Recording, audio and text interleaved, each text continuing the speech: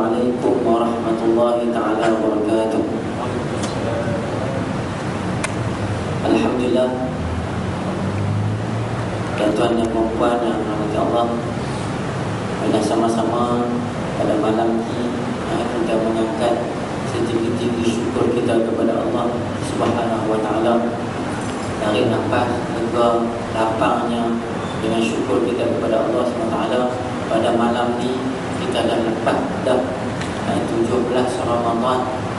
Alhamdulillah, bersyukur kita kepada Allah Subhanahu wa ta'ala.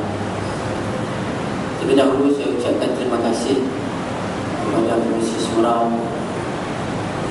Bandar Perdana dan juga seluruh AJK yang menjayakan program, dan tidak lupa kepada jamaah sekalian.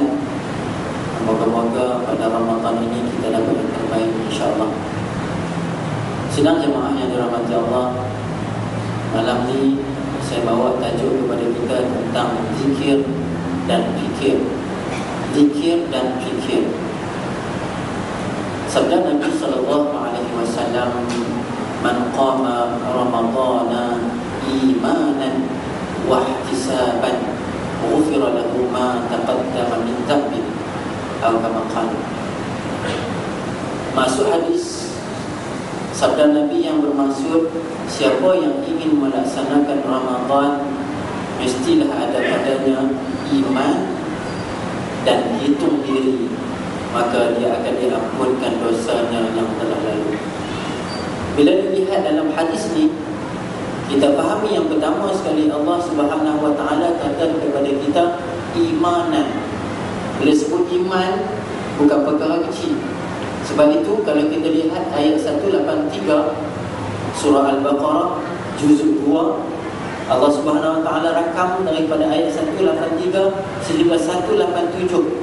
Saya bacakan dalam sembahyang Aisyah tadi secara detailnya. Di awal ayat 183 Allah Subhanahu wa ta'ala menyebut, ya ayyuhalladzina amanu. Allah SWT menyebut wahai orang-orang yang beriman. Wahai orang yang beriman hanya disebut di dalam Ramadan, hanya disebut mereka yang berpuasa.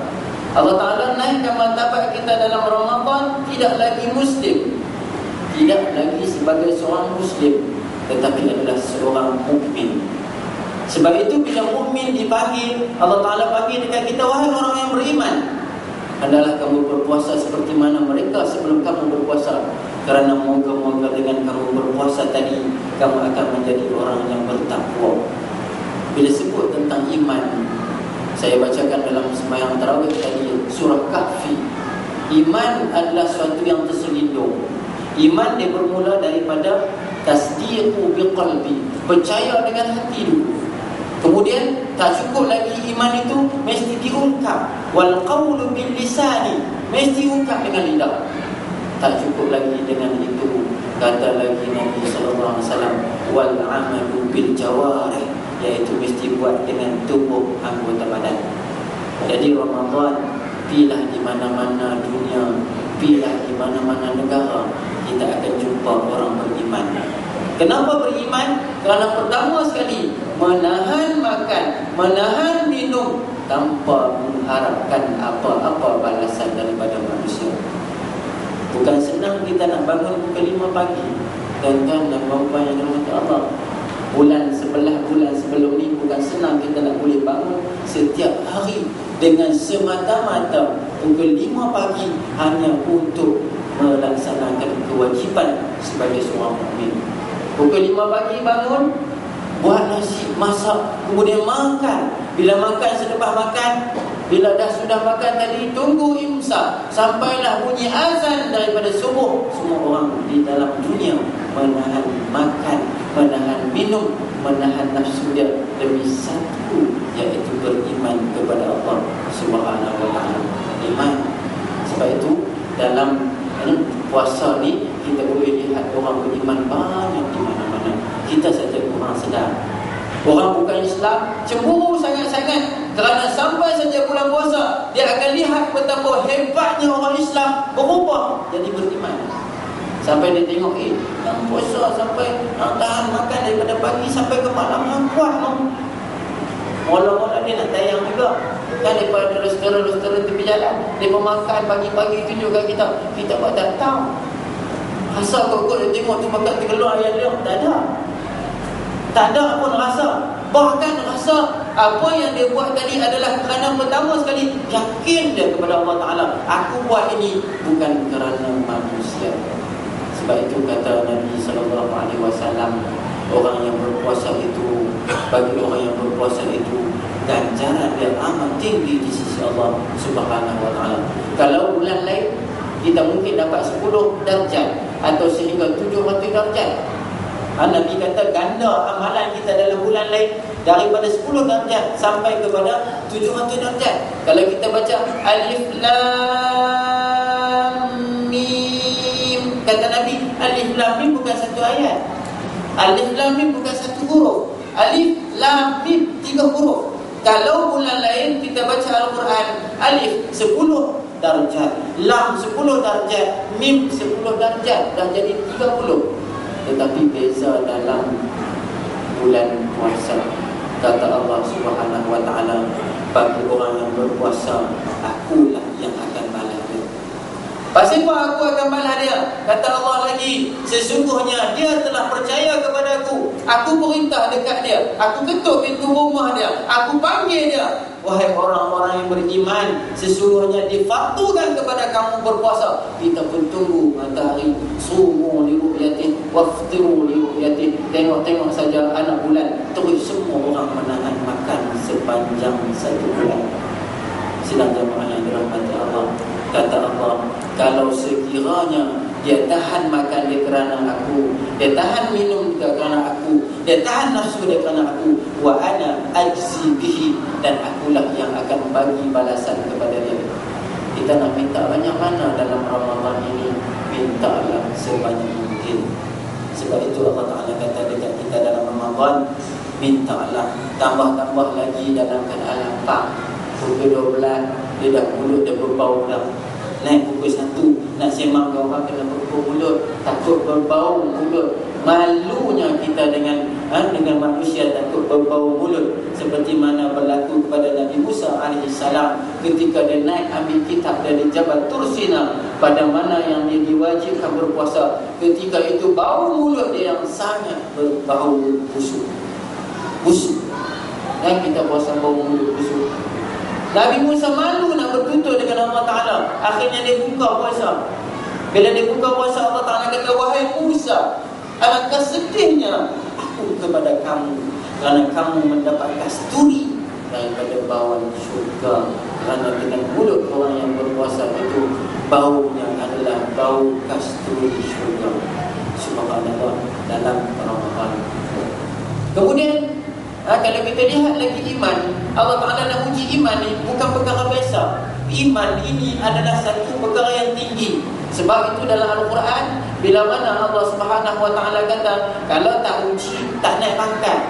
Sebab itu Allah Ta'ala sebut Alif Lam Mim, ahasiban nasu ayyutraku ayyaqulu amanna wa hum la yuftanun. Apakah manusia itu ditinggalkan, dibiar senang saja duduk di rumah, tak ada masalah, dia kerja senang, duit mudah dapat, kenderaan ada, semua lengkap, kesihatan yang sempurna. Waktu tu dengan ditinggalkan macam tu, kata Allah Ta'ala, apakah dengan aku tinggalkan macam itu? Manusia kata, aku sudah beriman.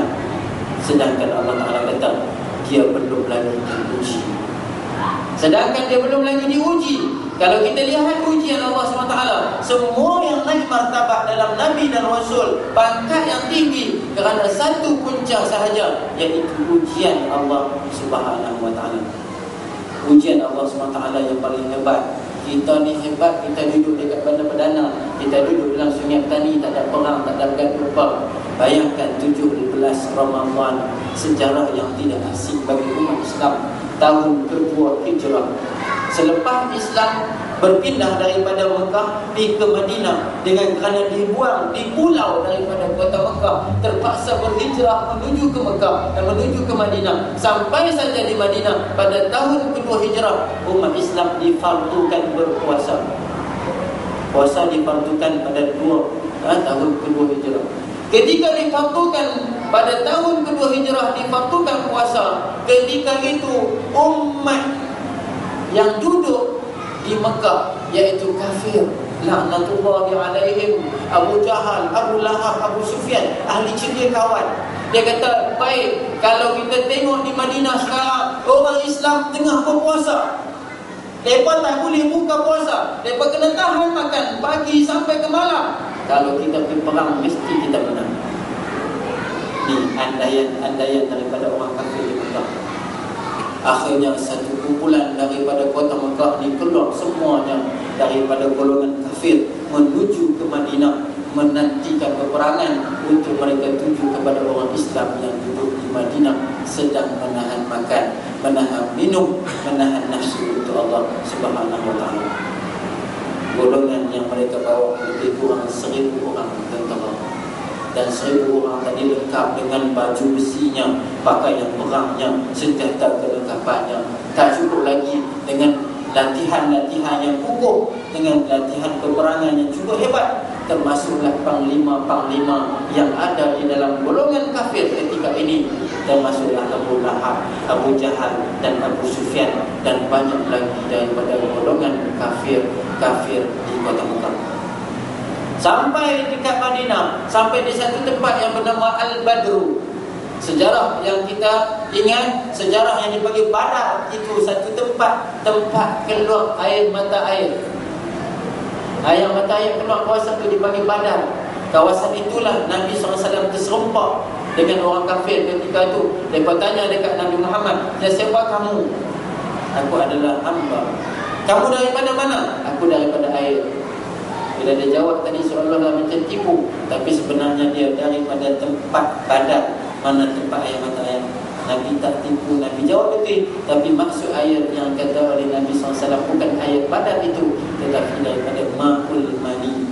Nabi jawab, tak perasan. Balik, mereka duduk seronok, malam tu berpesta. Tambah lagi mereka pantau kumpulan orang Islam. Nabi himpun golongan Islam ketika itu untuk nak pergi perang. Himpun yang boleh gagah. Ada 300 orang sahaja.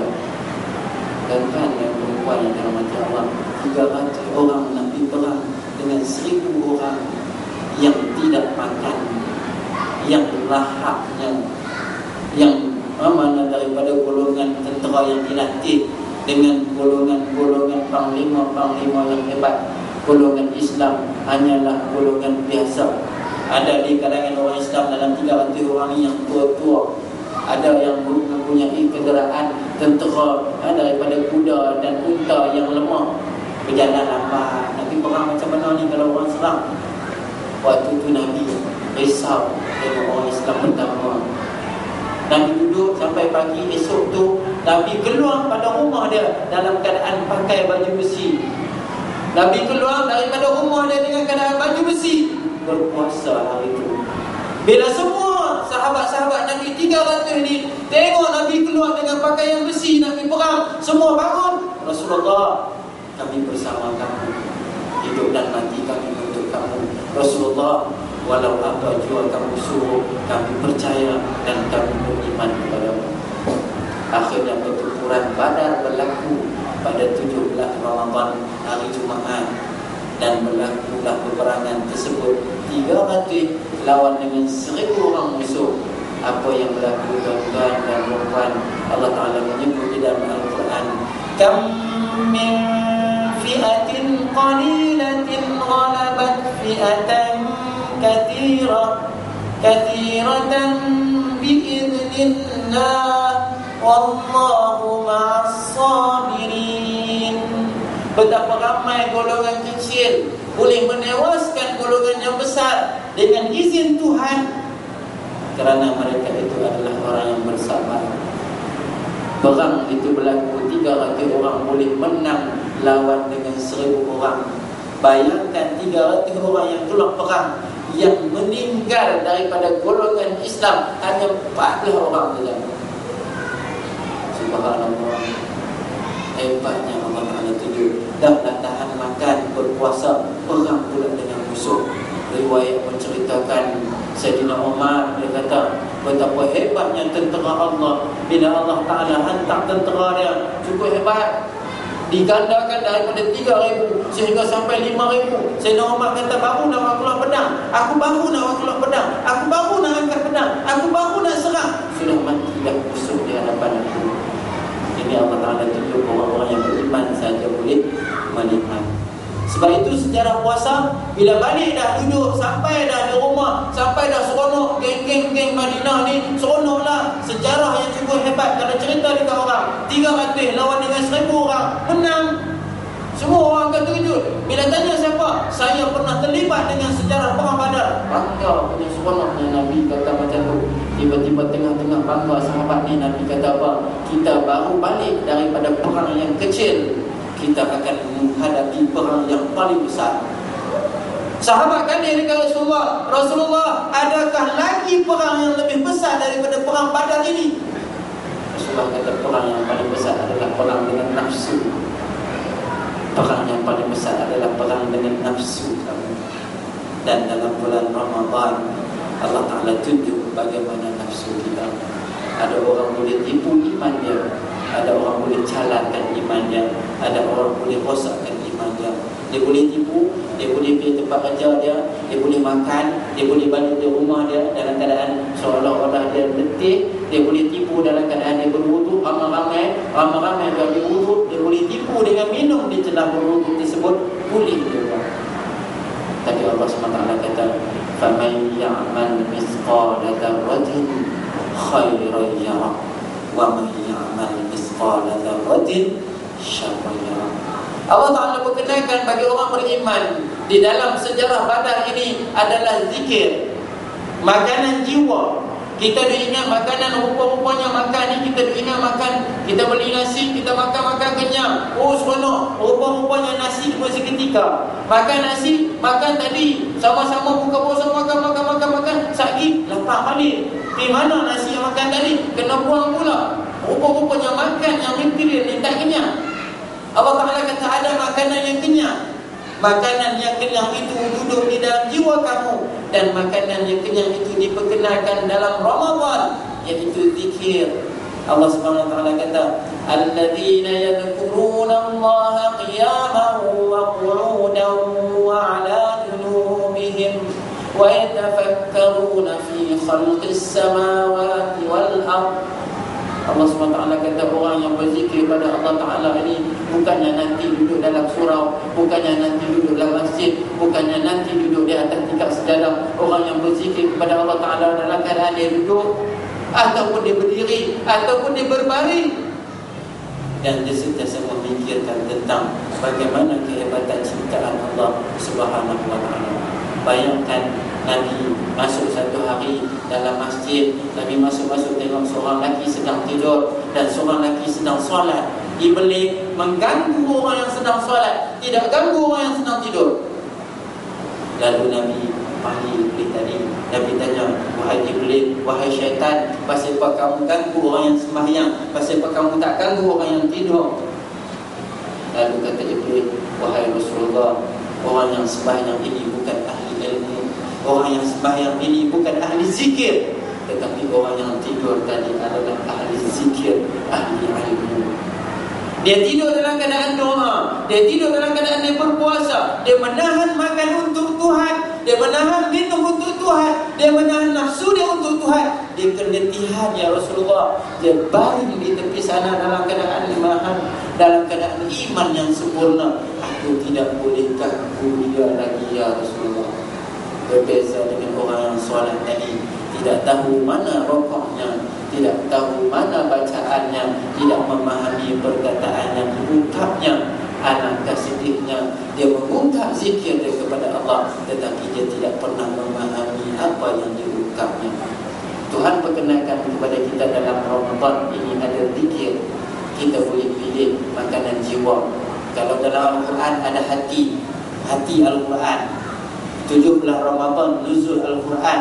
Nuzul Al-Quran disebab apa hebatnya Ramadan. Pilah tanya di mana-mana, apa yang hebatnya Ramadan. Tanya dekat orang, Ramadan ni hebat pasal apa? Kalau kita tanya dalam hari-hari, hari Jumaat orang kata hebat. Bila orang tanya pasal apa hari Jumaat tu hebat, orang tanya dekat orang pasal apa Jumaat tu hebat, mereka akan kata penghulu ayam.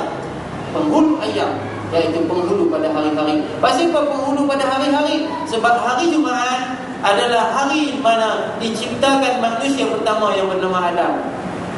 Dan hari Jumaat dimatikan Adam. Dan hari Jumaat berlakunya hari kiamat. Dan hari Jumaat adalah hari dihimpunkan manusia di mana-mana di atas bumi. Itu jadi penghulu pada hari. Berbeza dengan bulan. Dalam bulan ada penghulu dia. Kata Nabi, penghulu bulan Sayyidus Syuhur Syahrul Ramadan. Penghulu bulan itu adalah bulan Ramadan. Kenapa bulan Ramadan? Kata Allah Subhanahu wa taala dalam ayat 185, Syahrul Ramadan alladzi unzila fihi al-Quran. Bulan puasa itu kenapa dia jadi penghulu? Kerana satu saja, kerana dia diturunkan Al-Quran. Tuan-tuan dan puan, Al-Quran ini apa? Apa itu Al-Quran? Yang hari ini sampai kita dengar ada orang pijak Al-Quran, ada orang jahil dengan Al-Quran, ada orang tak pandai baca Al-Quran. Pasal apa sedihnya Al-Quran? Kenapa penghulu Al-Quran itu diletakkan di dalam Ramadan, lalu dia jadi penghulu kepada bulan? Kenapa? Ingat mukjizat yang Tuhan berikan kepada Nabi 4 sahaja. Kitab yang Tuhan turunkan kepada Nabi dan Rasul 4 sahaja. Kitab Zabur, Taurat, Injil dan Al-Quran. 3, Zabur, Taurat, Injil boleh diselewengkan. Siapa pun boleh tulis. Allah Ta'ala sebut dalam Al-Quran, yaj'aluna asabi'ahum fi adanihim alladhina yaktubuna al-kitaba bi'aydihim thumma yaquluna hadha min 'indillah liyashtaru bihi thamanan qalila. Mereka ambil Al-Quran, mereka nak tiru tak boleh, mereka ambil kitab Zabur, mereka tulis, akhirnya jadilah kitab Injil, kitab Taurat, Bible. Hari ini orang kata Bible itu kitab Tuhan, sedangkan dia ditulis di dalam dengan tangan-tangan manusia yang penuh dengan kelemahan. Sebab itu Cat Stevens yang jadi hari ini Yusuf Islam, dia masuk Islam kerana dia pegang kitab Bible. Dia tengok dekat kitab Bible tu tulis siapa nama pengarang dia. Dia pegang kitab Bible lain, dia tulis nama pengarang lain. Dia pegang kitab lain, dia pegang nama pengarang lain. Dia heran, apalah kitab Tuhan, macam mana boleh kata dia kitab Tuhan sedangkan dia digarang oleh manusia. Akhirnya dia lihat satu saja yang dihadiahkan oleh adik angkat dia ketika hari jadi dia, iaitu Al-Quran. Al-Quran tu dia tengok, dia kata, aku nak try baca lah. Dia baca habis. Dia terkejut, macam mana aku boleh baca habis? Dia ulang sekali lagi, dia baca habis. Dia ulang sekali lagi, dia baca habis. Akhirnya dia cari, dia buat konsep mana-mana dunia, pindah mana-mana negara, dia beli Al-Quran. Dia mesti pesan sampai dekat China. Dia kata tolong belikan Al-Quran dalam China. Beli, orang bagi main Al-Quran dalam China. Dia tengok-tengok masih lagi ayat Al-Quran hanya terjemahan China saja. Dia sampai dekat India, dia minta orang India beli Al-Quran dalam Al-Quran India, bawa main Al-Quran India. Tengok Al-Quran tu masih lagi ditulis ayat-ayat Al-Quran dalam bahasa Arab, hanya terjemahan India. Dia balik, dia himpun, dia letak di rumah dia. Dia cari pengarang. Tak ada seorang pun yang mengarang Al-Quran. Akhirnya dengan hati yang terbentuk hidayah, yang kata Allah Subhanahu wa taala, Al-Quran itu apa? Hudan linnas, petunjuk kepada manusia. Cat Stevens boleh ubah pendirian dia, bawa diri dia masuk dalam masjid London, masuk duduk depan imam, kata dekat imam, aku jumpa satu kitab yang cukup hebat. Aku dah kaji lama dah, dan aku tengok kitab ini tidak ada pengarang. Adakah kitab ini benar? Kata imam itu, inilah mukjizat. Kamu tahu dah, mukjizat semuanya berhenti. Mukjizat yang Tuhan turun kat Nabi-Nabi semua berhenti. Tu kat Nabi Musa pun tak ada dah. Bahtera Nabi Nuh pun tak ada dah. Tak ada dah sejarah itu. Tapi Al-Quran tak berhenti sampai hari ini dan sampai kepada akhir zaman. Mukjizat. Apa makna mukjizat? Melemurkan semua yang ada. Sayangnya umat Islam hari ini tidak mahu Al-Quran. Sebab itu umat Islam Melayu. Dan bila Melayu, mereka layu di dalam kehidupan mereka. Miskin di dunia, miskin di akhirat. Kalau miskin di dunia, Tuhan takdir kat kita miskin kat dunia, tak kisah. Janji kita ada agama, kita kaya agama, kita bangkit esok di depan Tuhan, Allah Ta'ala kata, kamu ada apa? Tuhan, saya ada Al-Quran. Tuhan, peneman saya Al-Quran. Tuhan, saya abdikan, saya tadaburkan Al-Quran, saya tadaruskan Al-Quran di dalam hidup saya. Rupa-rupanya Al-Quran, kata Nabi SAW, ya'ti syafi'an lahu yawmal qiyamah. Ia akan menjadi syafaat, berkuat bela kepada kita hari kiamat. Tuan-tuan dan puan-puan, sama-sama hari mati kita. Hari mati kita, anak kita yang menangis, tengok kita punya sayang setiap hari, dia sayang pipi kita, cium dahi kita, doa dekat kita. Punya sedih dia, belum tentu dia masuk satu keranda dengan kita. Tak masuk lah. Siapa nak masuk kalau mak dia mati pun dia tak masuk lah. Tak ada siapa tempah keranda dua. Sama-sama mak dia mati, tempah dekat orang yang buat keranda tu, tempah keranda dua. Pasal apa? Saya pun nak masuk sekali. Terlalu sayang mak dia. Tak ada lagi dalam sejarah. Bila tak ada dalam sejarah ketika mana duduk dalam liang lahat. Yang lahat tu kan kecil, sempit. Waktu orang tutup tanah tu, kita duduk dalam keadaan sunyi. Waktu tu kita hanya harap satu saja yang main, iaitu peneman kita. Tengah duduk dalam keadaan sunyi tu, tiba-tiba dengar bunyi, Alhamdulillahi Rabbil Alamin, Ar-Rahmanir Rahim. Kita pun, Hei, siapa kamu? Siapa kamu? Kata suara tadi, akulah teman kamu. Kamu duduk di dunia dulu, kamu suka baca aku. Kalau kamu suka baca Yasin, Yasin wal Quranil Hakim, itu pun kalau seminggu sekali, dia main seminggu sekali. Kalau setahun sekali, dia main setahun sekali. Kalau setiap hari, alangkah seronoknya orang yang baca Al-Quran dalam hidupnya setiap hari. Syekh Sya'rawi, almarhum Sya'rawi di Mesir, kalau siapa sampai di Mesir, kalau tak kenal dia, memang orang tu paling rugi dalam hidup dia.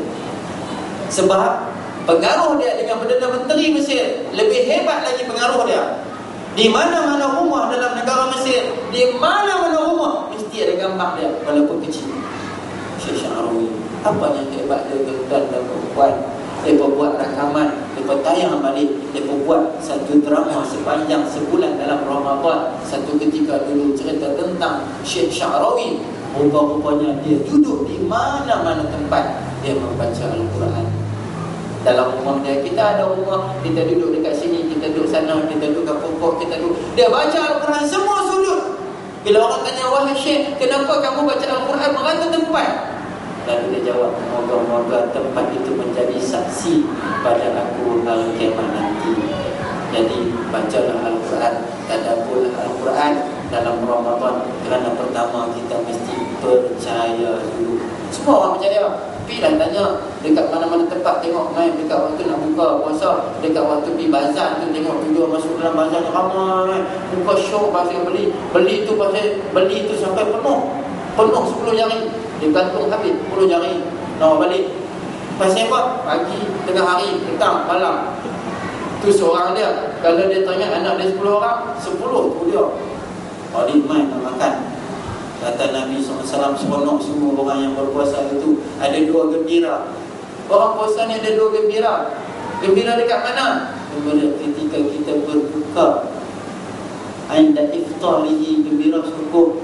Orang yang berpuasa itu, kata Nabi, ainda sa'imin farhatan. Farhatun 'inda iftarihi wa farhatun 'inda liqa'i rabbih.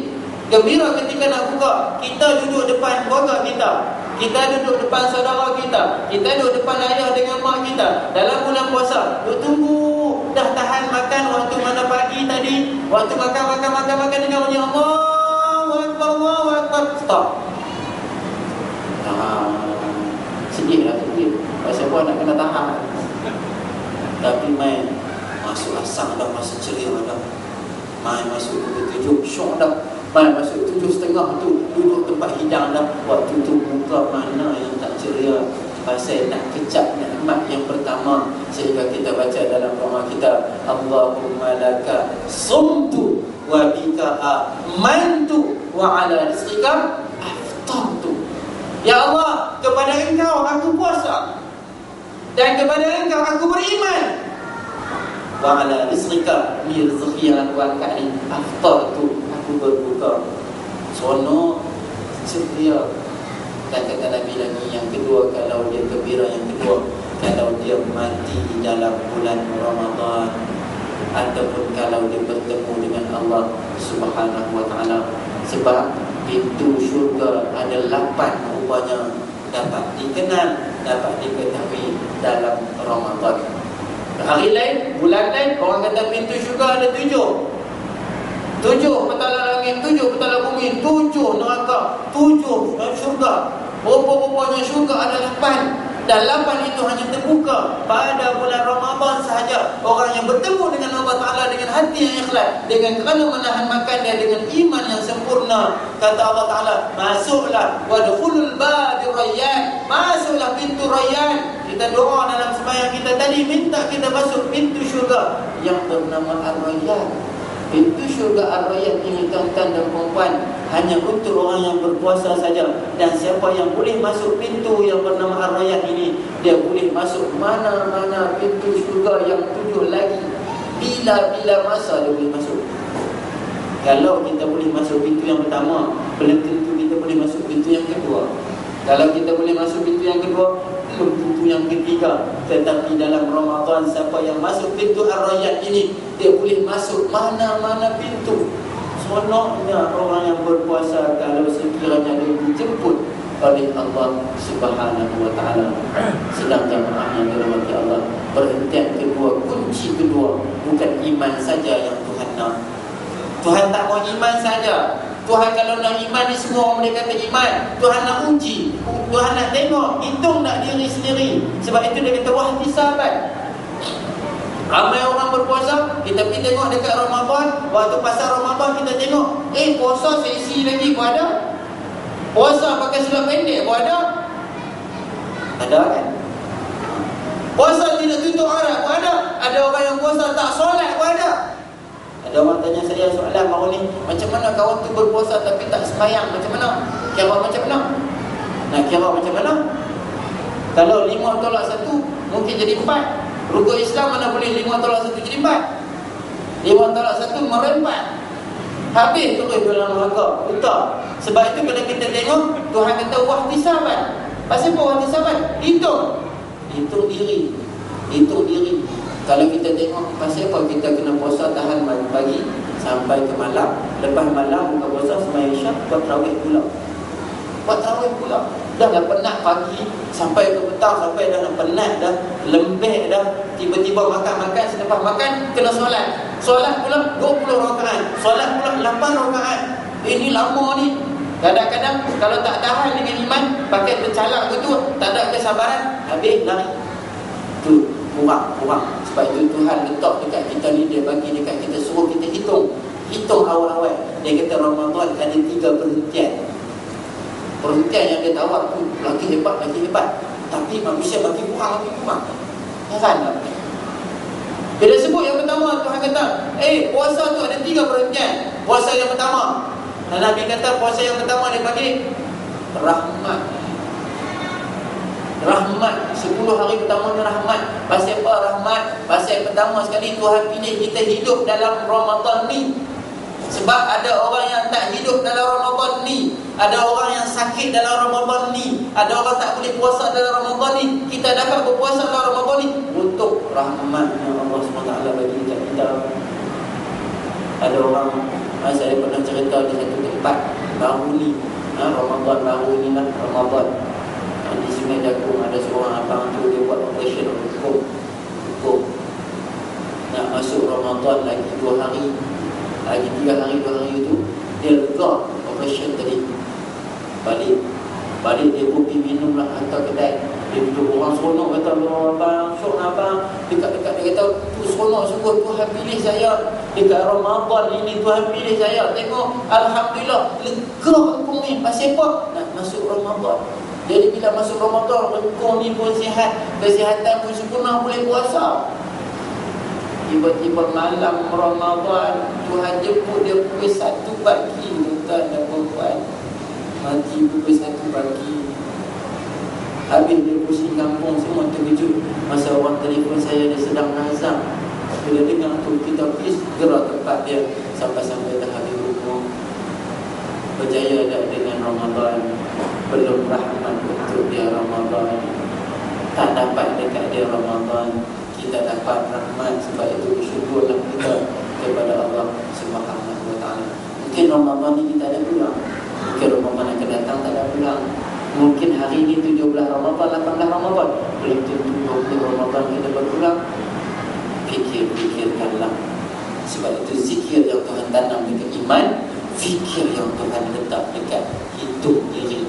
Kalaulah berzikir tapi tak berfikir, kalaulah kata seorang Muslim tapi tak pernah tahu tentang Islam, tak jadi. Sebab itu Tuhan berkenan dekat kita dalam Ramadan, kunci dia iaitu istilah beriman dan hidup diri. Sebab perhentian kedua, Tuhan kata perhentian kedua, siapa masuk perhentian kedua? Ini perhentian kedua, 10 kedua dah. Kita duduk dalam 17 Ramadan. 17 Ramadan ni dia bagi apa? Maghfirah, keampunan. Tengah tu semayang. Tuhan kata, kalau seronok kita semayang, kita tak tahu Tuhan ampun terang mana. Tengah-tengah tu sujud, Tuhan tengok kita berkenan. Kita duk menangis seorang-seorang. Kita duk ngadu dengan jiwa kita. Duk ngadu, ya Allah, aku dosa banyak ya Allah, aku lemah ya Allah, aku teruk ya Allah. Tak apa, waktu siang lapar tu duk ngadu lagi. Duk dalam keadaan lapar, lagi mengadu, lagi lapar, lagi mengadu. Ngadu, nangis. Kalau Allah Ta'ala tengok waktu itu, Allah Ta'ala kata, dia mengalir air mata untuk aku. Yang Tuhan kata ada 7 golongan yang ketika matahari sedekatan, ada satu daripada 7 golongan aku akan bagi duduk di bawah payung arasy. Ketika tu matahari tuan-tuan dah mempas sejengkai. Bila sejengkai, air peluh dia bukan macam pelari. Air peluh dah jadi laut. Ketika itu orang boleh mati dalam peluh sendiri. Dalam keadaan peluh yang jadi laut ni, tiba-tiba Tuhan bagi 7 golongan. Daripada 7 golongan ini ada satu golongan ini orang yang teringat Allah Ta'ala, teringat kesilapan dia, hitung diri dia. Itu tiba-tiba kata Nabi, fafadat aina, mengalir air mata dia. Duk saja mengalir, ya Allah, dosa banyak ya Allah, kau pilih aku Ramadan ya Allah, kau pilih aku Ramadan ya Allah, aku beruntung ya Allah, ampunkanlah dosaku di Ramadan. Perhentian yang kedua. Dan kita akan masuk perhentian yang ketiga. Perhentian ketiga iaitu perhentian yang terakhir, yang mana kata Nabi SAW, dhamin minan nar, jaminan daripada api neraka. Pasal apa jaminan api neraka? Sebab dia letak dalam 10 terakhir ni ada Lailatul Qadar. Lailatul Qadar ini kata Nabi, kalau kita baca inna anzalnahu fi lailatul qadar, dia kata wa ma adraka ma lailatul qadar, lailatul qadri khairum min alf syahr. Malam Lailatul Qadar itu lebih baik daripada 1000 bulan. Cuba darab 1000 bulan, satu malam dengan 1000 bulan. Kira-kira umur kita 80 tahun lebih. Adakah orang hari ini cukup umur 80 tahun? Susah nak jumpa. Habis buat sampai 60-an. Kata Nabi, ummati akhir zaman sintinat atau sab'inat. Umat aku akhir zaman hanya 60-an, 70-an mati. Tapi itu kita dah tunggu 80. Nak dapat 80 bila? Dalam Ramadan sahaja, dalam 10 terakhir sahaja. Masuk saja yang ke-20 malam tu, malam 20, mula dah i'tikaf, pergi duduk dekat masjid. Waktu tu doa lah, mana nak tahu, kena pagi, sama-sama kita bangun qiyam. Waktu tu sama-sama kita doa, kena malam tu Lailatul Qadar. Kata Allah SWT, Lailatul Qadar, Jibril turun. Jibril yang buat turun wahyu dekat Nabi, hanya turun Lailatul Qadar ni, dia ketuk pintu semua rumah orang yang ibadat ketika tu. Sampai yang doa ketika tu, ya Allah, ampunkanlah dosaku. Allah Ta'ala kata, berkenan ya Allah, berikanlah aku taqwa, berikan ya Allah, berikanlah aku kemenangan dunia dan akhirat. Curahkan Allah SWT kata dalam Lailatul Qadar. Sebab itu 3 perhentian yang mesti kita cari. Bila sebut wahtisaban tuan-tuan dan puan, saya minta masa sikit lagi lah. InsyaAllah yang dikatakan wahtisaban ini untuk diri. Ramai orang yang pergi puasa masuk dalam bazar Ramadan tapi tak tutup aurat. Yang Nabi kata, kam min sa'imin, kam min sa'imin, kam min sa'imin laisa lahu siyam illa al-ju' wal 'atash. Betapa ramai orang yang puasa tapi hanya tahan makan, tahan minum saja. Sedih. Dia kerja tiap hari awal pukul 6 pagi, pasca awal pada orang. Balik pukul 7.30, pasca lewat pada orang. Sampai cukup bulan kosong, tak ada gaji pun. Masa beban dah, beban. Alangkah sedihnya orang yang berpuasa tapi dia tidak faham apa arti puasa. Allah Ta'ala berkenal dekat kita ni, puasa itu iman. Bila iman ni bolehkah percaya sikit, bolehkah tak percaya sikit, maka hitunglah diri kita. Sebab itu Allah Ta'ala kata, qu anfusakum wa ahlikum nara. Seru diri kami dan keluarga kamu agar jauh daripada api neraka. Kita hitung balik diri kita daripada mula sekali. Solat kita, okey ke tak okey? Kalau dulu solat kita mungkin kita buat sempurna dah, persoalannya yang kita akan timbulkan, faham ke tak faham? Yang kedua, Al-Quran kita okey ke tak okey? Bacaan kita Al-Quran okey tak okey? Kita duduk dalam tadarus, kita cubalah join sekali. Malu apa? Duduk tadarus, tumpang baca. Ada kadang-kadang ada orang tu baca tak erti nak ronti. Tak erti nak ronti. Allah Akbar. Dia nak ronti sampai habis dapat. Allah. Dia tanya, awak tak bagi awak? Tak tahu nak berhenti tak? Ada orang jenis sangkut-sambung. Sambung. Kalau dia main tahun ni dia main, tahun depan agak-agak dia main. Dia masih balik habis Ramadan, dia masih kejap. Ya Allah, aku lemah Al-Quran. Ada seorang sahabat, dia pergi Mekah, dia baru belajar Al-Quran dengan saya. Umurnya lagu dah. Dia pergi Mekah, dia tak tahu apa, ngadu nangis-nangis sampai dekat Mekah. Dia tak ada Al-Quran lagi, tuan-tuan dan puan. Dia mimpi, dia tidur, dia mimpi. Pada mimpi dia tadi, dia jumpa adik-adik dia semua orang sedang duduk dalam tempat yang diletakkan makanan yang hebat-hebat. Semua orang ada pinggan, ambil. Dia pergi pusing, dia cari pinggan, tak jumpa. Walaupun sehelai daun pisang, tak ada. Orang lain semua orang sedang ni, dia tengok, dia pergi cari pinggan, tak ada. Dia cari pinggan, tak ada. Dia terjaga. Bila dia terjaga, dia kata, Allah, aku tak ada Al-Quran, Allah. Aku tak ada Al-Quran. Ingat, Al-Quran itu adalah kunci ilmu. Sebab itu Allah Ta'ala muliakan dia di dalam Ramadan. Sebab dia adalah hudan linnas, petunjuk manusia. Wa bayyinatin minal huda, keterangan kepada petunjuk kepada manusia. Wal furqan, dia boleh bezakan baik dan buruk kepada manusia. Itulah Al-Quran. Ingat 183 sampai 187 Allah SWT cerita tentang Ramadan komplit.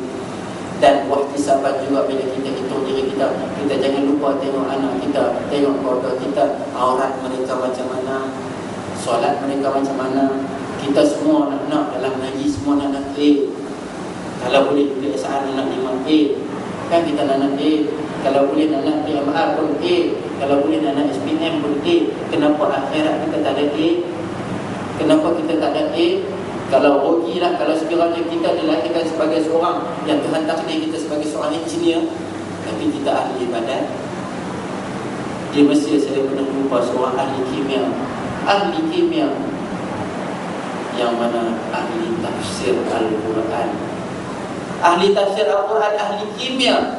Dia mengajar dalam satu masjid, seminggu sekali saja dia mengajar, sampai setiap minggu orang masuk Islam. Tiap-tiap minggu mesti ada orang bukan Islam masuk Islam. Kenapa? Kerana Al-Quran itu adalah jiwa.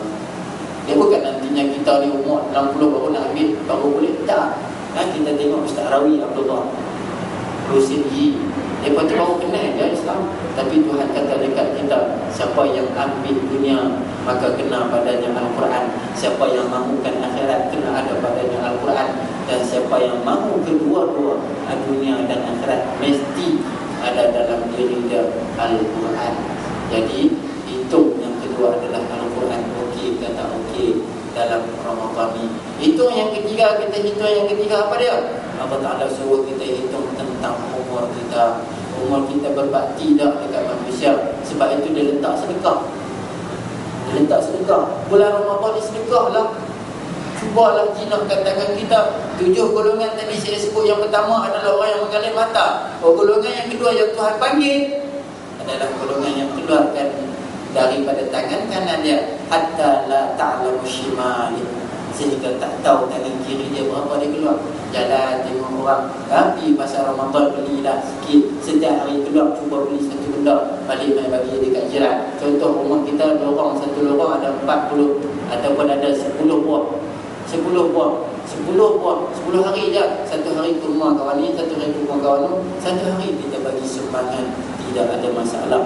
Sebab Allah Ta'ala kata orang yang beri kepada Allah Subhanahu Wa Ta'ala dengan niat yang ikhlas, Allah Ta'ala kata mathalul ladina yunfiquna amwalahum fi sabilillah kamathali habbatin ambatat sab'a sanabil likulli sumbulatin mi'atu habbah wallahu yudha'ifu liman yasha.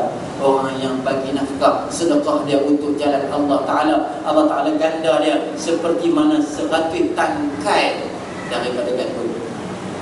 Dia tanam sebiji saja, dia seolah-olah tanam sebiji gandum saja, sebiji padi saja, tumbuh daripada sebiji benih tadi 100 tangkai. Daripada 100 tangkai tadi ada 100 benih pula. Dan Allah Ta'ala kata Allah Ta'ala boleh gandakan lebih daripada itu. Tuan-tuan dan puan, bulan sedekah juga bulan Ramadan, bulan ibadat juga bulan Ramadan, bulan Al-Quran juga bulan Ramadan. Dan Ramadan juga kita kena ingat bulan kasih sayang. Kasih sayang, kalau kita tengok dulu sebelah bulan sebelum ni, nak makan dengan anak-anak sekali belum tentu dia dapat. Tambah-tambah anak besar dah kerja merata, semua duduk duduk Johor, tengok-tengok bunyi kata nak masuk Ramadan, pakat balik tu, pakat balik daripada KM, nak buka puasa dengan ayah, dengan mak, hari pertama.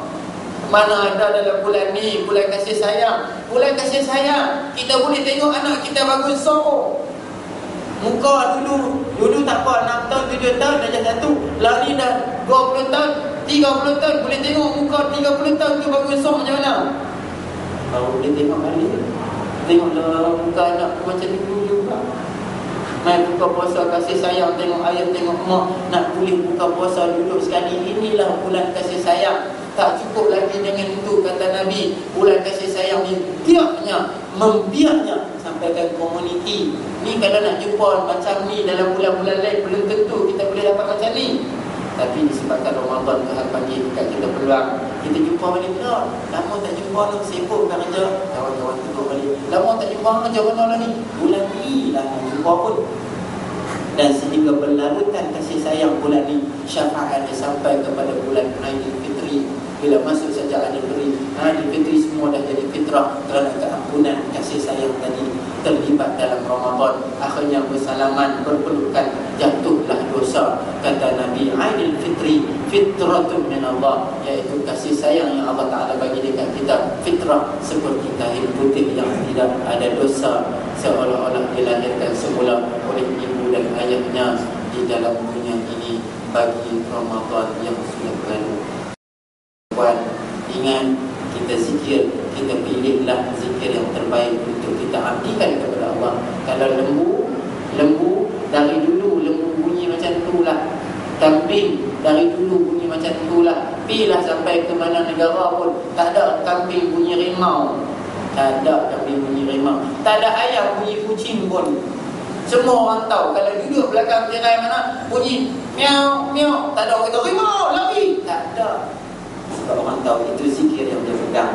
Kenapa kita yang zikir banyak? Subhanallah, Alhamdulillah, Allahu Akbar, Asbi Rabbi, Allah. Buat pilih satu. Ingat, bila sejarah perang Badar, umat Islam mati bercampur dengan orang bukan Islam, campur dan perang pakai pedang. Bila pakai pedang terputih-putih anggota Badar, tak tahu nak cari macam mana. Nabi minta semua umat Islam duduk pegang tangan, masa tu buat zikir ramai-ramai, subhanallah walhamdulillah wa la ilaha illallah Allahu akbar. Terkejut orang Islam ketika itu tengok mayat Islam yang terputih-putih tadi berdenyut. Rasulullah, kenapa berdenyut mayat ni? Inilah orang yang berzikir, karena zikir itu sudah menjadi hati dan jiwanya. Zikir itu sudah menjadi dirinya, dan tidak ada kosong bagi seorang mukmin itu mengatakan dia kosong. Sebenarnya orang yang mukmin itu sentiasa penuh zikir dan fikirnya untuk Allah Subhanahu wa ta'ala. Tuan-tuan dan puan, bulan yang paling besar sekali dalam Ramadan ini adalah bulan ilmu. Bila bulan ilmu, tentulah ilmu. Pagi-pagi buka TV tengok ilmu, orang tanyalah ustaz, tanyalah ustazah, saya buka ni ilmu, yang bukan dalam bulan-bulan sebelum ini kurang ditayangkan dah. Maknanya bulan ilmu. Jadi fahamlah kita bahawasanya ilmu itu adalah martabat yang paling tinggi untuk sesiapa sahaja.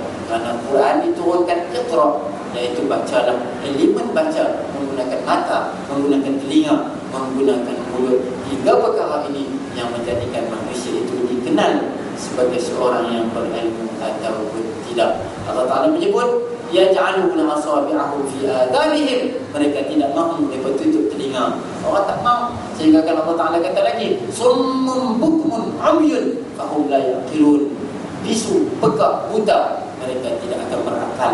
Summun bukmun umyun fahum la yarji'un, bisu, pekak, buta, mereka tidak boleh kembali kepada Allah Subhanahu wa ta'ala. Bukalah telinga kita, bukalah mata kita, lapangkanlah bibir kita berzikir pasal untuk Allah Subhanahu wa ta'ala. Karena kita kena ingat, 'allamal insana ma lam ya'lam, yang mengajar kita tanpa kita mengetahui adalah Allah Subhanahu wa ta'ala. Kita tak sedar dalam Ramadan kita buat untuk dia boleh bagi kepada kita apa saja yang kita minta. Jadi mintalah dalam Ramadan, mintalah sungguh-sungguh dengan Allah Subhanahu wa ta'ala. Jadi tuan-tuan dan puan yang dirahmati Allah, rasanya cukup sekadar itu. Moga-moga dalam tazkirah yang saya sampaikan ini, saya mohon maaf ada terlebih masa, andai saya sampaikan ini ada kelemahan-kelemahan ataupun ada yang daripada saya sampaikan ini tidak ada manfaatnya, maka buang jauh-jauh, ambil manfaat dia. Ingatlah, sesungguhnya manfaat itu adalah hikmat bagi orang beriman. Di mana saja dia jumpa, itu adalah barang yang terjatuh daripadanya, barang yang tercicir daripadanya. Dia jumpa hikmat, maka dia layak ambil, sebab itu adalah barang hak dia, bukan hak saya, bukan hak sesiapa, tetapi hak orang-orang yang beriman. Andai kita tergolong dalam orang yang beriman, ambillah pegang sebelum tidak ada pegang. Ingat, setiap hari Ramadan pastikan amalan kita berganda lebih daripada hari yang sebelumnya. Hari ini 17 Ramadan, esok 18 Ramadan, 18 Ramadan lebih hebat daripada 17 Ramadan, sehingga sampailah ke 30 Ramadan yang terakhir. InsyaAllah dalam diri kita, InsyaAllah kita akan dapat yang terbaik di sisi Allah Subhanahu wa ta'ala.